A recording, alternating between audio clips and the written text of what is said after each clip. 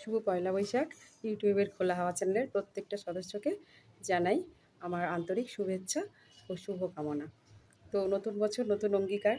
আমি তো এখন সকাল সকাল উঠে একটু কাজকর্ম সেরেছি, ঝাঁট টাট দেওয়া, পরিষ্কার পরিচ্ছন্ন করা, একটু বাড়িতে আগুন জ্বালিয়েছি, ওই যে যেটা জ্বালাতে হয় না মাটিতে। তারপর স্নান টান করে ঠাকুরকে পূজা দিতে এসেছি।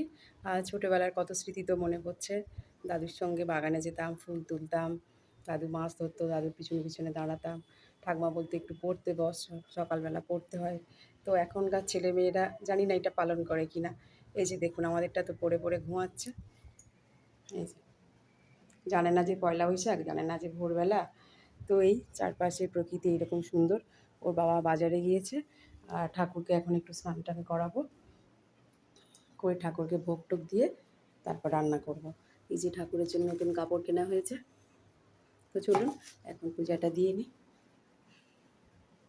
তো ঠাকুরের এখন পূজা দেওয়া হয়ে গিয়েছে, নতুন কাপড় পরিয়েছি মা লক্ষ্মী আর নারায়ণকে, আর সব ঠাকুরকে পরিষ্কার পরিচ্ছন্ন করে পূজা দিয়েছি। আর একটু শিব মন্দিরে যাব, গিয়ে জল ঢেলে আসবো। চলুন নিচে চলে যাই, তারপর রান্না বাড়া করবো। বাবু উঠে পড়। রান্না করতে এসেছি, আর এই যে অল্প অল্প করে ভাজা হচ্ছে, বরবটি আর গাজর ভেজেছি, আর আলুটা একটু বেশি করে ভাজছি। গোল গোল করে আলু ভাজাটা ওর বাবা খুব পছন্দ করে, তো ওইটাই দুবার করেই ভাজতে হবে, একবারে হবে না। আর এখানে একটু করলা ভাজবো, আর মাংস এনেছে অল্প করেই, ওটা দুজন তো খাবে। আর পটল চিংড়ি করব, অল্প অল্প আয়োজন। আর মেয়ে মশলা করে দিয়েছে, রসুন পেঁয়াজ ছাড়িয়ে দিয়েছে, দিয়ে আর পেস্ট করেও দিয়েছে। আর বাটা মাছ রয়েছে। তো দাঁড়ান রান্নাটা একে একে করি।